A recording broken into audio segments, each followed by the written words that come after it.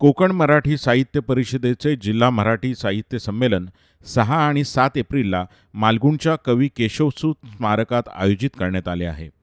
ज्येष्ठ साहित्यिक डॉक्टर अनुपमा उजगरे यांच्या अध्यक्षतेखाली हे संमेलन होत आहे. ज्येष्ठ कवी अशोक नायगावकर यांच्या हस्ते याचे उद्घाटन झाले आहे. संमेलनात शनिवारी 8:30 वाजता माध्यमिक शिक्षणाधिकारी सुवर्ण सावंत यांच्या उपस्थितीत ग्रंथदिंडी काढण्यात आली. या उद्घाटन कार्यक्रमाला स्वागताध्यक्ष ज्येष्ठ उद्योजक रवींद्र तथा अण्णा सामंत व इतर मान्यवर देखील उपस्थित होते.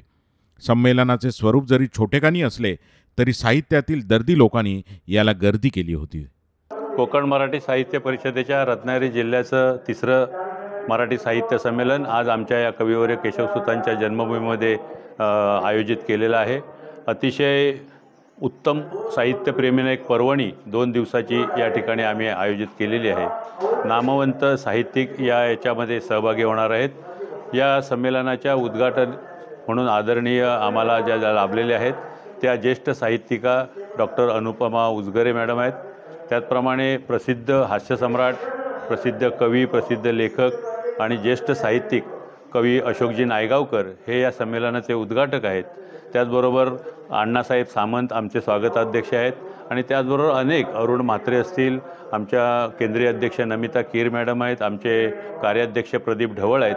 त्याचबरोबर कोकण मराठी साहित्य परिषदेचे अनेक मान्यवर सदस्य आहेत. या संपूर्ण रत्नागिरी जिल्ह्यातल्या आमच्या विविध शाखांमधून आलेले सर्व साहित्यप्रेमी यांच्या उपस्थितीत हे संमेलन आज सुरू झालेलं आहे. सकाळी अतिशय सुंदर अशी ग्रंथदिंडीने याची सुरुवात झाली. नुकतंच आता उद्घाटनाचा सोहळा संपन्न झाला आणि या संपूर्ण साहित्य संमेलनामध्ये 2 दिवसामध्ये आम्ही 3 परिसंवाद घेतलेले आहेत.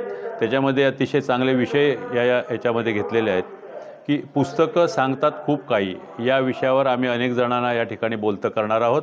त्याचबरोबर युवक आणि युवकांचं समाज माध्यमावरील लेखन हा एक परिसंवाद आहे आणि तिसरा अतिशय महत्त्वाचा कोकणाच्या दृष्टीने असलेला बदलतं कोकण विषय घेऊन अनेक मान्यवरांना या विविध विषयावर आम्ही या ठिकाणी बोलायला सांगतोय.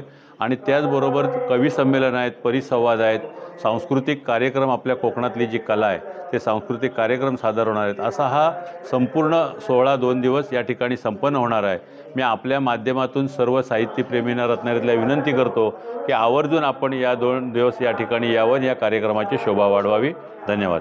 जनशक्तीचा बुलंद आवाज म्हणजेच रत्नागिरी खबरदार.